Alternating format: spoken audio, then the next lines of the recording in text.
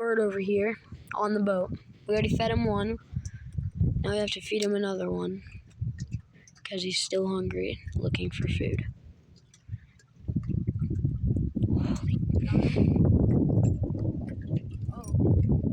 And he got a fish. This one. That's a pretty big one. That's a big bluegill. Now we just have to find a way. He's looking at it.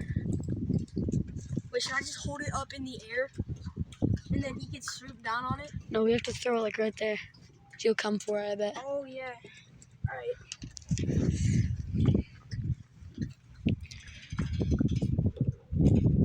Watch it go for it.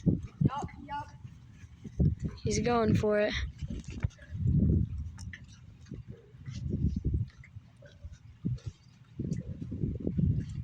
And it's about to be gone. And it's